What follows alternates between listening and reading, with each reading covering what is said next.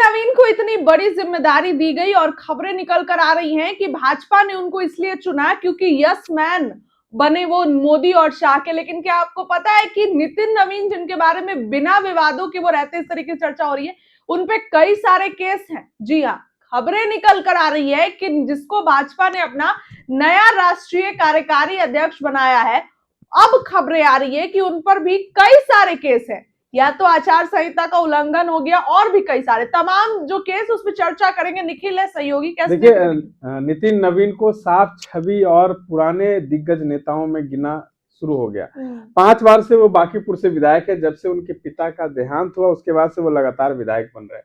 और इस बार बिहार विधानसभा चुनाव में जिस तरीके से उनकी भूमिका रही, केंद्र के नेतृत्व के तमाम बड़े चेहरा बिहार में पहुंचे हुए थे। अमित शाह लगातार बिहार में कैंप कर रहे थे और अमित शाह की नजदीकियां नितिन नवीन से काफी ज्यादा थी। इस दौरान जो है ये भी कहा गया कि नितिन नवीन एक साफ छवि के नेता है, युवाओं में इनकी पकड़ है, इनको अगर हम बनाते हैं तो कहीं ना कहीं कोई विकास होगा। देखिए, अचानक कल देर शाम जो है नितिन नवीन को राष्ट्रीय कार्यकारी अध्यक्ष बना दिया जाता है, लेकिन कहा गया कि स्वच्छ छवि है। देखिए, सचिवालय थाना में कांड संख्या 56/2014 उनके ऊपर दर्ज है। वहीं अगर हम बात करें तो Shrimati Madhuri Singh JM first class Patna Sachivalaya थाना कांड संख्या 56/2014 भी दर्ज है। ये दूसरा केस हुआ।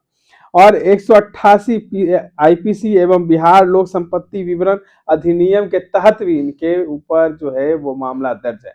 और वही हम बता दें तो आदर्श आचार संहिता का उल्लंघन करना भी इनके ऊपर मामला दर्ज है। देखिए, ये तमाम जो चीजें हुई हैं ये बीते कुछ सालों पहले जो है वो नितिन नवीन ने किया, जब वो आक्रामक की भूमिका में थे। जब इस समय महागठबंधन की सरकार थी, अगर कहा जाए तो तेजस्वी और नीतीश की सरकार थी, तो उस समय नितिन नवीन थे वो नीतीश कुमार में काफी आक्रामक रहते थे, आगे आकर भूमिका निभाते थे, काफी पुरजोर तरीके से उनका विरोध करते थे। इस दौरान जो है कई गलतियां नितिन नवीन ने की और इसका खामियाजा उनको भुगतना पड़ा।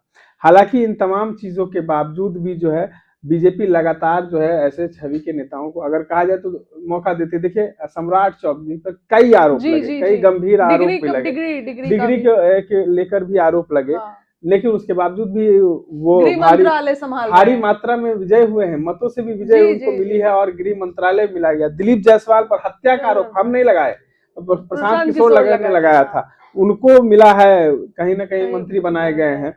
इन तमाम चीजों के बावजूद भी जो है मंगल पांडे की अगर चर्चा करें तो बड़े घोटाले में उनका हाथ है। जीवेश मिश्रा, हालांकि मंत्री नहीं बने इस बार जीवेश मिश्रा, लेकिन फिर भी राजस्थान कोर्ट के फैसला है। तमाम चीजों के बावजूद भी इन तमाम लोग जो है वो पार्टी में उनके ऊपर कोई कार्रवाई नहीं होती। और नितिन नवीन को तो अब बड़ी कार्रवाई जो है वो बड़ी जिम्मेदारी मिल गई है नितिन नवीन को। इन तमाम चीजों को करने के बाद जो है भारतीय जनता पार्टी ये अनुमान जता रही है कि अगर ये दाव हम बिहार में खेलेंगे तो हम बंगाल चुनाव जीत जाएंगे। अगर बंगाल में देखिए इस अगले साल जो है चुनाव होना है, लेकिन बंगाल में दाल गलाना बहुत ही मुश्किल हो जाता है भारतीय जनता पार्टी को। और देखिए, आरएसएस को भी जवाब देना था, नरेंद्र मोदी को आरएसएस को भी जवाब देना था, इसलिए तमाम चीजों को किया गया। देखिए, अगर आप सुने होंगे कि राष्ट्रीय अध्यक्ष जो बनाने के दौरान जो चर्चाएं थी, इसमें वसुंधरा राजे जो सिंधिया हैं उनका भी नाम चल रहा था, लेकिन वसुंधरा राजे सिंधिया काफी कड़क हैं और नरेंद्र मोदी से उनकी बनती नहीं है। जोशी साहब, उनका भी नाम चल रहा था, उनकी भी नरेंद्र मोदी से उतनी बनती नहीं है। और नरेंद्र मोदी और अमित शाह चाहते हैं कि ऐसा कोई राष्ट्रीय अध्यक्ष बने जो हम जिसको अपने तरीके से चला सके, मतलब इंटरफेयर हमारा ही हो, नाम के रहे वो। देखिए, आरएसएस का मोहन भागवत का एक बार बयान भी आया था कि 75 साल वाले जो हैं वो मार्गदर्शक दीर्घा में चले जाए, क्योंकि नरेंद्र मोदी ने ये खुद लाल कृष्ण आडवाणी के साथ किया था। तो उसके बाद जो है ये चर्चाएं होने लगी थी। लेकिन जब नितिन नवीन को देखा गया, समझा गया, नितिन नवीन काफी सुलझे हुए व्यक्ति हैं, सीधे हैं, कहा जाता है सीधे हैं, और उन पर जो विश्वास नरेंद्र मोदी ने जताया है, शायद वो जेपी नड्डा के साथ जैसे रहे वैसे नितिन नवीन भी रहेंगे। अच्छा, छत्तीसगढ़ के प्रभारी बनाए गए थे तो और ऐसा होता है विवादों से दूर रहते हैं, लेकिन अभी ये सब केस के बारे में जो है चर्चाएं ये सब केस के बारे में हो रही हैं, लेकिन ये सब केस, तमाम जो केस हैं उसमें आचार संहिता का उल्लंघन, इसमें भी मामला दर्ज होता है 7 साल की। जो अगर हम बात करें कांड संख्या जो है 188 आईपीसी एवं बिहार लोक संपत्ति विवरण अधिनियम, इसमें 7 साल की सजा होती है। लेकिन अगर देखा जाए तो कहीं ना कहीं इसमें बेल लेने की प्रक्रिया होती है। इन तमाम चीजों की जो कार्रवाई है वो चल रही है।